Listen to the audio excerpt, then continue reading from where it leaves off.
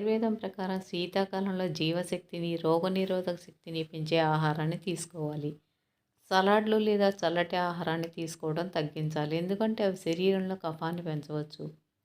నెయ్యి, నూనెలను మితంగా తీసుకోవడంతో చర్మం పొడిబారకుండా ఉంటుంది. చలికాలంలో వెచ్చదనానికి ఆరోగ్యం కోసం తినదగిన ఉత్తమ ఆహారాలు.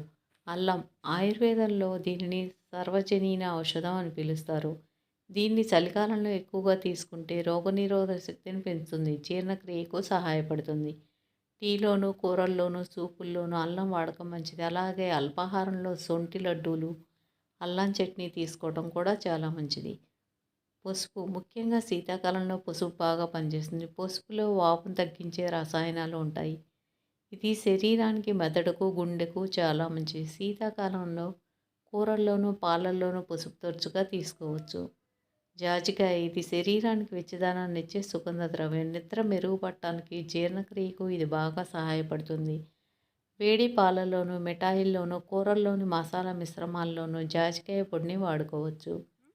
ఉసిరి చలికాలంలో వచ్చే జలుబు, ఫ్లూ నుంచి ఉసిరి రక్షణ ఇస్తుంది. ఉసిరిలో పుష్కలంగా ఉండే విటమిన్ సి, యాంటీ ఆక్సిడెంట్లు రోగనిరోధక శక్తిని పెంచుతాయి. రోజుకు ఒకటైనా పచ్చి ఉసిరిని నేరుగా తినవచ్చు. తేనె లేదా పంచదారతో కలిపి కూడా తినవచ్చు. ఉసిరిని ఊరగాయలా కూడా తీసుకోవచ్చు.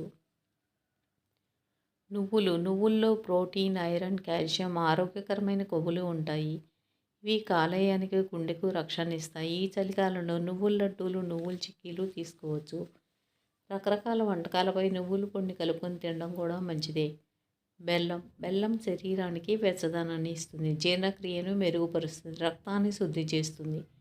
దీనిలో ఐరన్ పుష్కలంగా ఉంటుంది. బెల్లంతో చిక్కీలు, అరిసెలు, లడ్డూలు చేసుకుని తింటే ఉత్తమం. సజ్జలు, రాగులు ఈ చిరుధాన్యాలు శరీరానికి వెచ్చదనాన్ని ఇస్తాయి.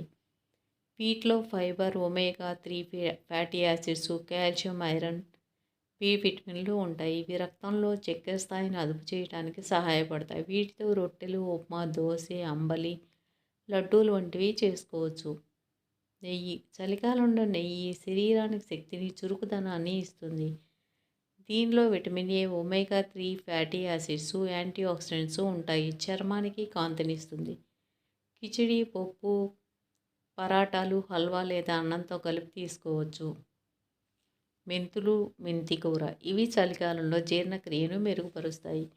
వీటిలో ప్రోటీన్, ఐరన్ అధికంగా ఉంటాయి. మెంతులను రాత్రి నీటిలో నానబెట్టి పేస్ట్ చేసుకుని తినడం మంచిది.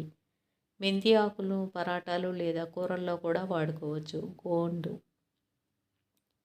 చలికాలంలో శరీరానికి వెచ్చదనాన్ని ఇచ్చే చక్కటి ఆహారం ఇది.